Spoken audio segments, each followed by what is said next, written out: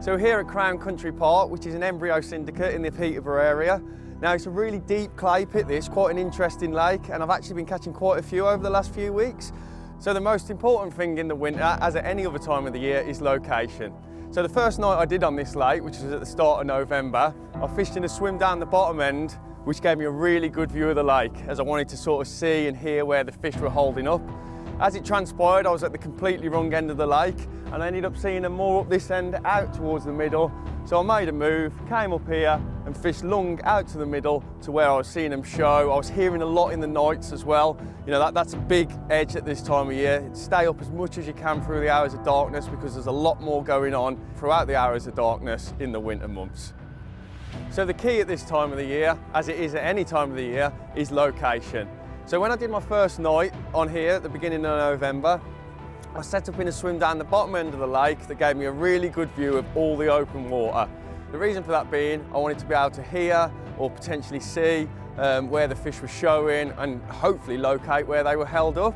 Now, as it transpired, I was at the completely wrong end of the lake. I did hear a couple that night and I did see a few the following morning, and they were out in the middle in front of where I am now. Now, as I've mentioned before, this is an incredibly deep lake. In fact, out there in the middle, it's around 35, 36 foot. Now, I know that because there's a depth map available for all online that you can see, and it shows you the depths of the lake. But that's where the fish were held up. They were out in the middle over that deep water.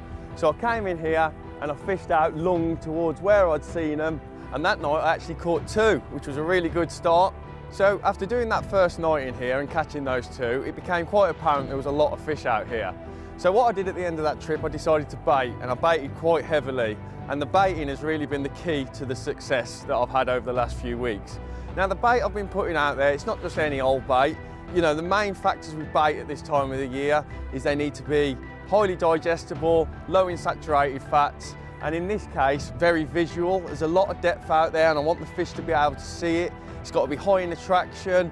And I've also kept it quite large items of bait, i.e. whole boilies, sweet corn and quite large pellets. The reason for that being, it's very deep, they get a lot of undertow, especially when the wind picks up. And I want to ensure that that bait is sinking where the spawn lands as such. I don't want too much of a spread. I've put a small amount of crumb in just to add to the attraction, but not a lot. As I say, most of the baits I've put out there are large items of bait. I've also been coating my baits in plenty of smart liquid, which adds loads of extra attraction. So the amount of bait that I use in the winter is important, as the last thing you want to do is overdo it. So to begin with, I went in with around about 20 spoms, which is still a fair amount of bait, but not too much. And as I say, that night I caught two, and it was apparent that there was a lot of carp out there. So I decided to bait the spot quite heavily. In fact, I baited it at the end of that trip with a full 17-litre bucket. Now that sounds like quite a lot of bait, but I was leaving for the lake for sort of 5-6 days, and as I've mentioned before, it was apparent that there was quite a lot of fish out there. So when I came back the following week, I dropped back in here, got the rods out on the baited zone, and again just put 20 spoms out there. Now, as it transpires, I actually caught the first carp that trip within a couple of hours getting the rods out. So it was obvious to me that they'd been out there, and most of that bait, if not all of that bait I'd put out the week before, plus the 20 spoms I'd just put out, they'd probably eaten it. So after that, I baited with about 5 or 6 spoms per fish, just to keep a bit of bait going out there and keep them feeding. Now, it's important to judge the amount of bait you're putting in by how the fish are reacting to it. As I said before, within a couple of hours of putting the bait in, I'd caught a fish, so it was apparent that they were out there and they were happy to eat it. Now, it's important to adjust the quantity of bait you're putting in depending on how your session's panning out. If I wasn't catching them, I wouldn't have put so much in. Now, at the end of that session, I repeated the process again. I baited with another bucket of bait in preparation for the following week's session. Now, the spot I've been fishing is 31 wraps, which is obviously quite a long way out there. So I want to make my life as easy as possible. So the line I've been using is the 15-pound tapered lung chuck. And even in the windy conditions like we've got today, I've had no issues whatsoever with reaching the required range. Now, the rig I've been using is a simple spinner rig with a 4.5-inch boom tied out a 50-pound XT snag leader. I've got a size 4 curve on the end, and it's fished on 3-footer lead core, helicopter style, with a 4-ounce lead on the end to get the required range. Now, as for hook baits, I'm using a small yellow pop-up, as it's bright, it's visual, and it complements the corn I'm putting out quite nicely.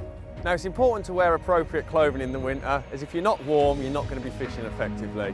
So you want some warm, dry boots, a nice pair of thick woolen socks, a thermal base layer, nice warm jumper, thick padded coat over the top, nice pair of thick warm trousers, perhaps a gaiter, as on windy days like today it stops the draft down your neck, and a nice warm hat to keep your head warm.